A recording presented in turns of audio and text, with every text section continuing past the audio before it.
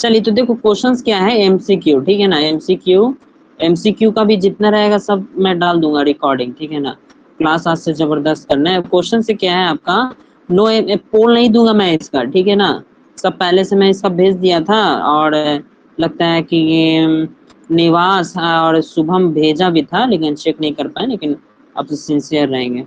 तो बोल क्वेश्चन से क्या, ज्वालामुखी जहाँ पे उद्गर होता है, होने पर ज्वालामुखी मुखी के शीर्ष पर बनने वाले गर्त को क्या कहते हैं, क्या कहते हैं, यानी कि उसके शीर्ष पे जो बनने वाला जो एरिया होता है ना, उसको क्या कहते हैं, ये क्वेश्चंस बोल रहा है, ठीक है ना।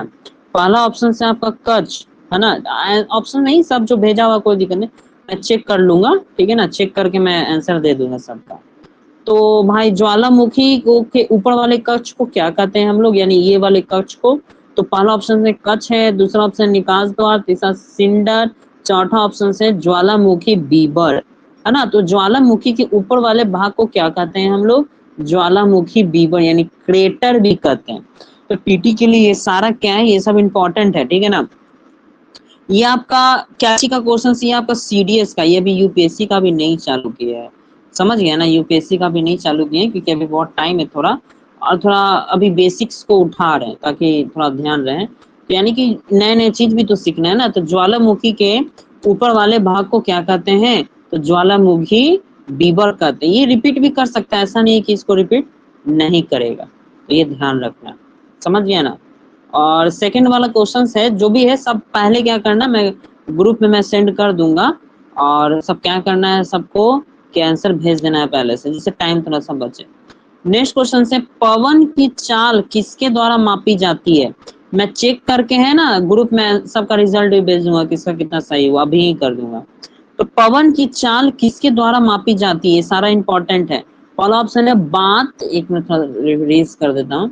ऑप्शन है फर्स्ट आपका बात दीर्घदर्शी, सेकेंड है पवन दीर्घदर्शी आरेख, थर्ड है आपका वायु दाब मापी, एंड फोर्थ है पवन वेग मापी। तो इसको क्या कहते हैं भाई, पवन की चाल को मापने वाले को हम लोग क्या कहते हैं, पवन वेग मापी। तो ये सारा पीटी के लिए इंपॉर्टेंट, बेसिक्स अभी इंपॉर्टेंट है, ठीक है ना। इस बार हम याद रखना है 90 85 से 90 क्वेश्चन कोशिश करना है कि सही कर दें, ठीक है ना। कम से कम तो 60 तो सेफ जोन में नहीं के जाए, ठीक है। इतना 85 टारगेट लेके चलेंगे तो 60 आराम से पहुंचेंगे। तो पवन का जो बेप जो, यानी कि जो आपको पवन का जो चाल मापने वाले को क्या कहते हैं, पवन बेप मापी, ठीक है। इंग्लिश में क्या बोलते हैं, इंग्लिश में आपको बोलते होंगे एयर हॉस्टल, इंग्लिश में जो बोलते होंगे उतना तो पता नहीं अभी इंग्लिश वाले वर्ड, लेकिन मैं कोशिश करूंगा कि कर दूंगा इसको भी, इंग्लिश में भी आपसे लगा देंगे इसको, ठीक है ना। तुम्हारा इंग्लिश पीडीएफ में मैं सेंड कर दूंगा, ठीक है। नेक्स्ट क्वेश्चन से, मथुरा कला शैली निम्नलिखित में से भगवान बुद्ध की मूर्तियों यानी इमेज मुख्यतः किस मुद्रा में पाई गई है, ठीक है ना। मथुरा में जो आप अभी हाल ही में ये न्यूज में भी है, ये हाल के न्यूज में चर्चा में भी रहा, लेकिन मथुरा तो श्री भगवान श्री कृष्ण के लिए जाना जाता है ना। लेकिन वहां पे जो आपका भगवान बुद्ध की जो मूर्तियां पाई गई है, इमेज जो है, वो कौन सी मुद्रा में है, अभी हाल में ये आ सकता है इस बार का, तो अभय मुद्रा, ठीक है ना, याद रखना अभय मुद्रा पीटी के लिए इंपॉर्टेंट है, क्योंकि मथुरा में बहुत चर्चा का विषय था जब यूपी इलेक्शन था तब, है ना। यूपी का जब इलेक्शन था ना, तो उस समय काफी चर्चा का ये विषय था, ठीक है ना। अभय मुद्रा याद रखना, पीटी के लिए इंपॉर्टेंट है। खादा क्या लिखा है, बरदा मुद्रा बोल रहा है क्या, नहीं नहीं नहीं, अभय मुद्रा याद रखना है इसको, ठीक है ना। तुम गूगल पे भी चेक कर सकता है, मैंने देखा भी था इसका। नेक्स्ट क्वेश्चन तुम्हारा क्या है, स्टैंडिंग ना, स्टैंडिंग बोल रहा है, ध्यान है, अभय है, बरद है, अभय मुद्रा को, हाँ वही वही, हाँ अभय मुद्रा को स्टैंडिंग भी जस्ट लाइक करते हैं, अभय मुद्रा। नेक्स्ट क्वेश्चन से, मौर्य राजधानी पाटलिपुत्र का संबंध निम्न में से किस पुरातात्विक अवशेष में से है ना। तो मौर्य राजधानी जो आपका पाटलिपुत्र का जो संबंध है ना, मौर्य काल की जो राजधानी है पाटलिपुत्र का जो संबंध है हमारा, किन पुरातात्विक अवशेष से है। फर्स्ट ऑप्शन आपका, ऑप्शंस नहीं भेजो, हम चेक करके मैं डाल दूंगा, ठीक है ना। ऑप्शन अभी भेजने की जरूरत नहीं है, मैं चेक करवा दूंगा, टेंशन नहीं, क्योंकि भेजता है तो मेरा ध्यान चला जाता है ना। तो आपका मौर्य राजधानी में जो पाटलिपुत्रा का जो संबंध है किस पुरातात्विक से है भाई, तो कुम्हार और बुलंदी बाग से है, ठीक है ना, राजगीर नहीं, बुलंदी बाग और कुम्हार, यानी कुम्हार और बुलंदी बाग से है। तो एबीपीटी के लिए इंपॉर्टेंट है, मौर्य काल से संबंधित है, ये पूछ सकता है इस बार, ठीक है, तो ध्यान रखिएगा। और इस बार अभी सीडीएस का एग्जाम हुआ नहीं, इस बार का जो सीडीएस का पेपर होने वाला है नेक्स्ट मंथ, तो उसके लिए इसमें से प्रीवियस ईयर से क्वेश्चंस वो डाल सकता है, क्योंकि 10 क्वेश्चंस रिपीट करते हैं, 10 से 12 क्वेश्चंस, ठीक है ना, तो शायद देखना आ जाए, ठीक है। तो मौर्य काल में जो आपका पाटलिपुत्र का जो संबंध है किस पुरातात्विक, तो मौर्य काल बुंदेलबाग और आपका कुम्हार, तो पीटी के लिए याद रखना ये भी क्वेश्चन। फिर आपका क्या है, पुराणों में सातवाहन की पहचान किस नाम से किया जाता, तो ये तो एनसीईआरटी में भी पढ़ाया था भाई। तो पुराणों में सातवाहन की पहचान किस नाम से जाना जाता है, तो आंध्र के नाम से जाना जाता है। कल से है ना, कल से आपका इसका पूरा डिस्क्रिप्शन मैं बताऊंगा, क्योंकि अब तो पेन है ना मेरे पास, पूरा की आंध्र यानी कि सातवाहन से रिलेटेड है, तो सातवाहन का जितना मैटर होगा, जिससे क्या होगा ना कि आपका ताजगी आ जाएगा थोड़ा सा, ठीक है ना, दिमाग में थोड़ा सा ऑपरेशन जिसको कहते हैं ना, सिर्फ आंसर से मतलब नहीं। अभी तो रात हो गया ना थोड़ा सा, तो मैं थोड़ा फास्ट कर रहा हूँ, लेट भी हो गया थोड़ा, इसलिए मैं नहीं कर रहा हूँ। यानी कि पुराणों में सातवाहन की जो पहचान की गई है किसके विशेष के नाम से भाई, तो आंध्र के नाम से। तो ये सब आ सकता है, सब एग्जाम में, खासकर ये सब कौन से एग्जाम में आएगा, एसएससी में बहुत पूछता है, एमटीएस ये सब में जो एग्जाम चल रहा है इस सब में शायद पूछ सकता है, शॉर्टगन है ना ये सब, क्योंकि यूपीएससी तो इस तरीके का पूछती नहीं है ना, ये सब तो शॉर्टगन यूपीएससी का जो आईएएस का पेपर होता है इसमें नहीं पूछेगी, ठीक है, सीडीएस इस समय पूछ सकता है। क्वेश्चन से आपका उच्चतम न्यायालय आया पॉलिटी का, ठीक है ना, पॉलिटी है तो भाई एग्जाम के लिए ही इंपॉर्टेंट है। तो क्वेश्चन से आपका उच्चतम न्यायालय की निम्नलिखित शक्तियों में से कौन सा उच्च न्यायालय को भी प्रदान है, यानी कि बहुत बार रिपीट किया है, इतना बार रिपीट किया है ना कि जिसका कोई लिमिट है नहीं, ठीक है ना। तो यानी कि सुप्रीम कोर्ट को भी है और हाई कोर्ट को भी है, कौन सा है भाई, तो देख लेते हैं। सलाहकारी शक्तियां, न्याय के समक्ष लंबित किसी वाद या न्याय से संबंधित किसी वाद या, एक मिनट, हाँ, तो न्याय से संबंधित किसी न्याय के समक्ष लंबित किसी वाद या मामले के पूर्ण न्याय करने की शक्ति, अभिलेख न्यायालय की शक्ति, विशेष या इजाजत याचिका को मंजूरी करने और नाम मंजूरी करने की शक्ति। तो भाई इसका आंसर क्या होगा, तो इसका आंसर होगा आपका जाकर के, ठीक है ना, कौन सा, तो इसका आंसर है आपका अभिलेख न्यायालय की शक्ति, यानी कुछ ऐसे मामलों में अभिलेख न्यायालय। अभिलेख न्यायालय क्या होता है इसके बारे में भी जानना बहुत जरूरी होता है, एग्जाम में आता है, ये बहुत बार पूछ चुका है, आईएएस में भी पूछा है, ठीक है ना, फिर आपका सीडीएस में ये क्वेश्चंस बहुत बार, ये करीब कम से कम हमको लगता है तो 10 बार से कम रिपीट नहीं किया है ये वाला क्वेश्चन, सेम क्वेश्चंस, ठीक है ना, सीडीएस, एनडीए, ठीक है, फिर और भी ट्यूटोरियल आर्मी जो होता है ना वहां पे भी इस क्वेश्चंस को रिपीट किया है कि कौन सा भी शक्ति है जो उच्चतम न्यायालय को भी और उच्च न्यायालय को भी बराबर प्राप्त है, तो अभिलेख न्यायालय मतलब टाइटिल न्यायालय होता है जब कुछ ऐसा मैटर होता है, लेखा जोखा न्यायालय भी जिसको आप कह सकते हैं, तो ये ध्यान देना, ये इंपॉर्टेंट है। भारत का संविधान मूल अधिकार के रूप में निम्नलिखित में से किसी गारंटी नहीं देता है, कौन सा भाई, संविधान किसकी गारंटी नहीं देता है भाई, तो संपत्ति का अधिकार, मैंने बताया था ना, संपत्ति का अधिकार क्या है, एक विधिक अधिकार है, आर्टिकल 300 है ना, 300 का क, अनुच्छेद 31 है ना, संपत्ति का न्याय, ये सब तो पढ़ा ही होगा। और मैंने बताया ये भी क्वेश्चंस बहुत बार आते हैं, यानी इससे रिलेटेड क्वेश्चंस, कभी बोलता है तो कभी बोलता है नहीं है, ठीक है ना, तो बहुत आता है। तो यानी कि देखो अगर हम जो आप लोगों को बताया ना जो प्रॉपर आईएएस का क्वेश्चन आएगा तो वो तो पक्का बना देगा, हमको इतना तो पता रहता है ना, लेकिन थोड़ा सा जो हट जाते हैं ना, जैसे कि सीडीएस हो गया, एनडीए हो गया, ठीक है ना, तो उसका थोड़ा सा पैटर्न पॉलिटी में नहीं बदलता, क्या चीज बदल जाता है, साइंस में बदलता है, ठीक है ना, प्लस आपका क्या चाहिए बदल जाएगा, इकोनॉमिक्स में बदलता है, क्योंकि इकोनॉमिक्स का जो एनडीए का जो पेपर आता है और आईएएस का जो पेपर आता है, दोनों में अंतर होता है। तो आप लोग आईएएस का इकोनॉमिक्स बना दोगे, लेकिन एनडीए के उस लेयर से नहीं ना बताया है, मैंने बताया इसके लेयर से। लेकिन फिर भी इसका पेपर से जो पॉलिटी का जो क्वेश्चंस होता है ना, वो लड़ जाता है। ठीक है, नेक्स्ट क्वेश्चन देखते हैं। उच्चतम न्यायालय के बारे में निम्नलिखित में से कौन सा कथन सही नहीं है ना?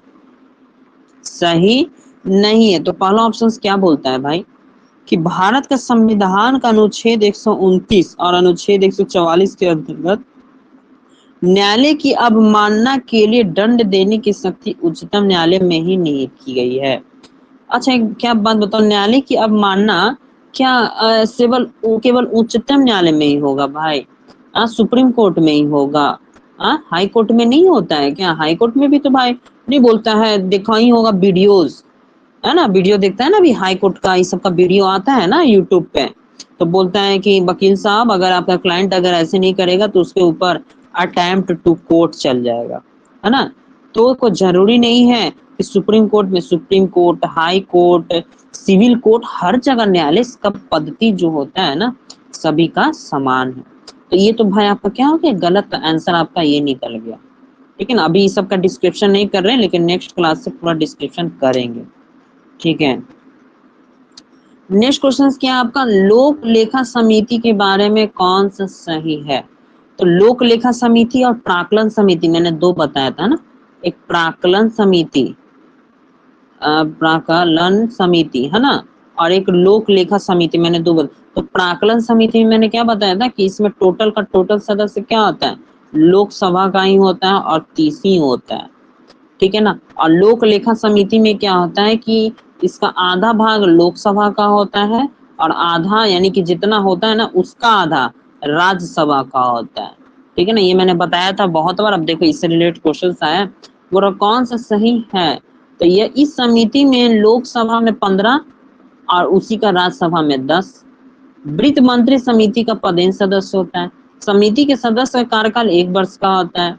राज्यसभा में शामिल समिति के सदस्यों का कार्यकाल राज्यसभा से उनके सेवा निमित्त होने के बावजूद बढ़ाया जाता है क्या, है ना, यानी कि क्या उसका कार्यकाल बढ़ाया जा सकता है क्या? यानी पहला ऑप्शन मैंने क्या बताया था आपका, पहला ऑप्शन क्या बताए थे हम लोग भाई कि पहला ऑप्शन क्या बोल रहा है कि उसका आधा होता है ना, यानी कि अगर लोकसभा में कितना है भाई तो 15, तो राज्यसभा में कितना होना चाहिए था, 7 ना होना चाहिए था, तो ये क्या हो गया, गलत। फिर बोलता है क्या, वित्त मंत्री इसका पदेन सदस्य नहीं, लोक लेखा समिति का एक अध्यक्ष अलग से बनाया जाता है। ठीक है ना, इसका चेयरपर्सन, चेयरमैन, जिस प्रकार प्राक्कलन समिति का होता है। फिर बोलता है समिति के सदस्य का कार्यकाल 1 वर्ष का होता है, तो ये सही है। ठीक है ना, एक जो रिटायरमेंट पे होते हैं ना, जो रिटायरमेंट एरिया पे होते हैं उसको बनाया जाता है। ठीक है ना, साल भर के लिए बनाया जाता है, 2 साल, मेन रूप से साल भर के लिए ही बनाया जाता है। फिर अगर होता है ना तो 1 साल फिर इंक्रीज किया जाता है, मतलब कि हाँ अच्छा लगा तो 1 साल फिर बढ़ाया गया, है ना, लेकिन साल भर के लिए। तो ऑप्शन नंबर सी सब पढ़ाया हुआ है ना, फिर रिपीट होता है क्वेश्चन। फिर क्वेश्चन आपका आया, ये मैं अभी तेजी से खींच रहा हूँ, ठीक है ना, नेक्स्ट क्लास में अच्छा खासा मैं इसमें इस समय टाइम दूंगा। ठीक है, क्योंकि बस यही पावर को तो बढ़ाना ही है। क्वेश्चन है आपका, उच्चतम न्यायालय के न्यायाधीश के रूप में किसे नियुक्त किया जाता है ना, यानी उच्चतम न्यायालय का जो न्यायाधीश के रूप में किसे नियुक्त किया जाता है, किसी अधिवक्ता को जिसके, है ना, जिसने किसी न्यायालय में कम से कम 10 वर्ष दिया हो, है ना। सेकंड ऑप्शन बोल रहा है क्या, किसी उच्च न्यायालय के न्यायाधीश को जो कम से कम 3 वर्ष दिया हो, वह भारत का राष्ट्रपति के राय में पारंगत विधिवेत्ता को, किसी व्यक्ति को जो कम से कम 15 वर्ष तक न्यायिक पद पर रहा, है ना, ये बोल रहा है। तो उच्चतम न्यायालय यानी सुप्रीम कोर्ट का बात कर रहा है ना कि आपका किसका बात कर रहा है, हाई कोर्ट का बात नहीं कर रहा है। ठीक है ना, तो सुप्रीम कोर्ट में भाई उसका मतलब सुप्रीम कोर्ट के जो न्यायाधीश होते हैं उसका जो रिक्वायरमेंट होता है वो कौन करता है, राष्ट्रपति करता है ना, राष्ट्रपति करता है। पहला पॉइंट तो ये हो गया। किसके सलाह पे भाई, प्रधानमंत्री के सलाह पे, है ना, सारा लिस्ट जाता है। फिर क्या बोलता है, कैसे करता है भाई, तो इसका क्या योग्यता होना चाहिए, तो ये सब तो बताया ही है कि पहला वो भारत का नागरिक होना चाहिए, है ना, ये सारा तो बता ही दिया है। फिर क्या भाई, वो कम से कम 10 वर्ष के लिए वो वकालत वगैरह भी किया होना चाहिए, या वकालत के साथ साथ वो क्या है भाई, अगर कहीं न्यायिक पद पे हो तो वो जरूरी है। तो ये सब में लेकिन उससे बेस्ट ऑप्शन क्या दिया, ऑप्शन नंबर 3, कि भारत के राष्ट्रपति की राय में पारंगत विधि वेता, मतलब विधि वेता के नियम के अनुसार, ठीक है ना। विधि वेता का मतलब क्या होता है, विधि वेता का मतलब होता है नियम के अनुसार।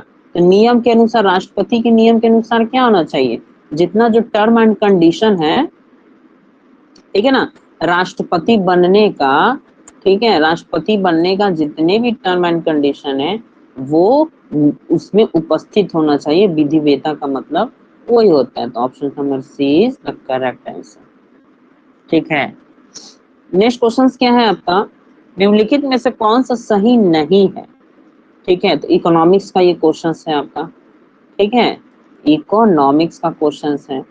तो वही बोल रहा कौन सा सही नहीं है, तो पहला ऑप्शन है आपका, जब अर्थव्यवस्था में वृद्धि की दर उसकी क्षमता से धीमी होती है तो क्या बेरोजगारी में वृद्धि होती है, यानी जब अर्थव्यवस्था में वृद्धि की दर क्षमता से भी धीमी, यानी जो होना चाहिए उससे भी कम हो जाती है, ठीक है ना, तो क्या बेरोजगारी बहुत ज्यादा बढ़ जाती है। बोला कौन सही नहीं है ये बताना है। सेकंड ऑप्शन बोला है क्या, जब कुछ विशेष वस्तुओं की मांग में परिवर्तन होने या स्वचालन के कारण, ठीक है ना, नौकरियां जॉब समाप्त हो जाती हैं तो संरचनात्मक रोजगार का सृजन होता है क्या। पहले अर्थव्यवस्था में मंदी के परिणाम स्वरूप चक्रीय, ये क्या, जब मंदी जब आता है अर्थव्यवस्था में तो चक्रीय चारों तरफ से क्या बेरोजगारी आ जाती है, ये बोला। फिर बोलता है पूर्ण रोजगार की स्थापित बेरोजगार दर नकारात्मक होते हैं क्या। ऑप्शंस क्या, पहला नंबर दम सही है, ठीक है ना, फर्स्ट नंबर तो दम सही है, सी नंबर तो पूरा सही है, ठीक है ना, दो ऑप्शन तो मैंने सही कर दिया। यानी अर्थ के साथ जब होता है ना पूरा मंदी होता है तो चारों तरफ से बेरोजगारी आती है। डी ऑप्शन क्या मतलब पूर्ण रोजगार की स्थिति में, यानी जब हमारे पास रोजगार क्या हो, पूरा हो, ठीक है ना, पूर्ण रोजगार की स्थिति में मापित जो यानी कि बेरोजगारी मापा जाता है वो नकारात्मक होगा ही। जब भाई रोजगार ही पूरा है तो भाई बेरोजगारी दर तो नकारात्मक ही होगा ना। तो option B is the wrong answer है ना, गलत पहचानना है ना, तो यही होगा। तो ऐसे भी निकालने का एक कला है, वो डिपेंड करता है उस पर। इकोनॉमिक्स ऐसा ही बनाना ही चाहिए, ठीक है ना, इकोनॉमिक्स में टाइम लगता है लेकिन अच्छा से बनता है। फिर बोलता है कि उस मात्रा को क्या कहते हैं जिसमें वास्तविक सकल घरेलू उत्पाद का संतुलन स्तर सकल घरेलू उत्पाद के पूर्ण रोजगार स्तर से अधिक हो जाता है ना, जो रोजगार स्तर से भी अधिक हो जाता है, यानी उस मात्रा को क्या कहते हैं जब वास्तविक सकल घरेलू उत्पाद का संतुलन स्तर, है ना, जो वास्तविक जो रियल में है, ठीक है, रियल में है जो, और सकल घरेलू उत्पाद के पूर्ण रोजगार स्तर से अधिक हो जाता है तो क्या कहते हैं, मंदी आता है क्या, मंदी अंतराल आता है, मुद्रास्फीति अंतराल आता है, आय का गुणन होता है कि आरंभिक स्थिति आता है, मतलब कि और बढ़ रहा है ना, बढ़ रहा है। तो बढ़ रहा है तो क्या हो जाएगा भाई, मंदी तो होगा नहीं, ठीक है ना। क्वेश्चंस क्या बोला कि जिसमें सकल घरेलू अनुपात और सकल घरेलू का रोजगार स्तर में अधिक का अनुपात, तो दोनों में क्या होगा, अंतर ही होगा, यानी आंसर क्या होगा, अंतर आएगा लास्ट में, ठीक है ना। दोनों के बीच अधिक हो जाता है तो क्या होता है, अंतर होगा, ये सकल है और ये है। तो मुद्रास्फीति यानी पहला में घटा कि बढ़ा, उसको क्या कहते हैं, मुद्रास्फीति अंतराल कहते हैं, ठीक है ना। ये पीटी का बहुत ज्यादा ये फैक्ट है, यूपीएससी के लिए बहुत ज्यादा इंपॉर्टेंट है, पूछता है, इसको ध्यान रखना।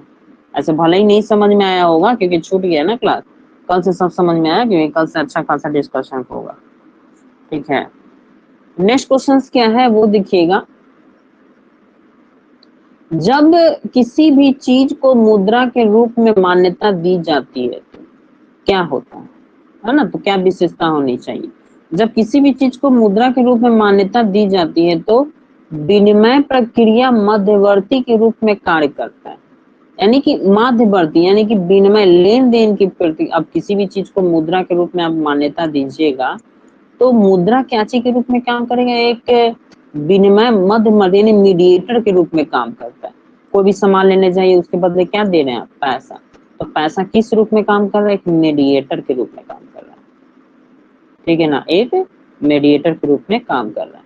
फिर क्या बोलता है, कीमत उद्भव करने के लिए एक मानक इकाई है कि कैसे, हाँ भाई जब मुद्रा के रूप में काम होता है तो कीमत होता है 10 रुपया 5 रुपया, एक इकाई, पैसा क्या एक इकाई के रूप में काम करता है, ठीक है ना, पैसा क्या चीज के रूप में, इकाई के रूप में काम करता है।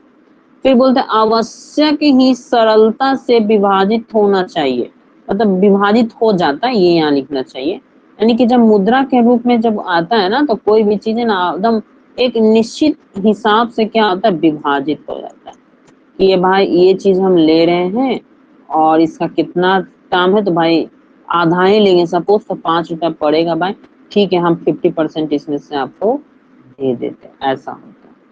फिर वैकल्पिक प्रयोग में उच्चतर मूल्य का होना, है ना, वैकल्पिक प्रयोग में। अब देखिए मुद्रा का रूप में अगर आप दे दिए तो मुद्रा से हट कोई वैकल्पिक यूज कैसे होगा, वैकल्पिक का प्रयोग कहाँ होता है, जहां मुद्रा का मात्रा ही नहीं, है ना, जहां मुद्रा का यूज किया ही नहीं गया वहां ना वैकल्पिक में भाई, ठीक है, वैकल्पिक में क्या होना चाहिए, तो गेहूं के बदले क्या दे दिया, तो चावल दे दिया आपको, तो चावल आप दे दो इसको, उससे क्या ले लो, गेहूं ले लो, है ना। तो उसी को हम लोग क्या करते हैं, वैकल्पिक प्रयोग करते हैं। चार तो भाई नहीं है, तो जहां जहां चार नहीं, 1 2 3 आंसर है, तो 1 2 3 इज द करेक्ट आंसर।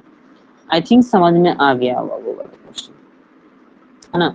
फिर क्वेश्चंस क्या बोलते हैं, 18-19 के लिए सकल घरेलू वर्धित जो जीबीए, तो ये 18-19 का है, तो ये तो क्वेश्चन आएगा नहीं, अब तो 22-23 आ गया। नेक्स्ट क्वेश्चन आपका क्या है, लास्ट क्वेश्चन है, रोजगार स्थिति के आधार पर अर्थव्यवस्था को किस प्रकार से सेक्टरों में विभाजित किया जाता है ना, रोजगार स्थितियों के आधार पर अर्थव्यवस्था को किस प्रकार से आधार में विभाजित किया जाता है। तो भाई देखो, संगठन और असंगठित सेक्टर में, कि निजी और सार्वजनिक सेक्टर में, मौसम और इस सेक्टर में, कि अर्थव्यवस्था को किस आधार पर बांटा जाता है, क्या निजी सेक्टर में बांटा जाता है, क्या नहीं, के भरोसे नहीं चलता, है ना, अर्थव्यवस्था क्या निजी या सार्वजनिक सेक्टर पे चलता है, नहीं, मौसम सेक्टर पे अर्थव्यवस्था चलेगा कभी नहीं, रोजगार स्थिति पे, रोजगार का मैटर में अर्थव्यवस्था, तो मौसम पे कभी चलेगा नहीं। विभाजित किस पे किया जाता है, ये बोल रहा है किस में विभाजित किया जाता है, प्राथमिक द्वितीय और तृतीय सेक्टर, सेक्टर बोल रहा है ना, तो सेक्टर में कोई ये नहीं ना बोल रहा है कि आपको किस प्रकार का सेक्टर, देखो यूपीएससी ने मैंने तुमको ट्रिक्स बताया था, है ना, कि सेक्टर बोला भाई, तो किस प्रकार का सेक्टर, तो ये भी गया, क्या बोला, संगठित सेक्टर और असंगठित सेक्टर, संगठित सेक्टर किसको कहते हैं और असंगठित सेक्टर किसको कहते हैं, है ना। संगठित सेक्टर का मतलब होता है बड़ी बड़ी कंपनियां जिसका एक संगठन है, जैसे अडानी ग्रुप, एक ग्रुप है वो, है ना, अडानी ग्रुप, बिरला ग्रुप, ये क्या है, संगठित सेक्टर है, इस पे क्या है, हमारा देश की जीडीपी है ना, इससे टैक्स आता है अच्छा खासा, समझे ना। Adani group, GDP group, Reliance group है ना, कि रिलायंस केवल अंबानी का ही है ना, रिलायंस एक अकेला अंबानी का नहीं है, उसमें बहुत लोगों का पैसा लगा है,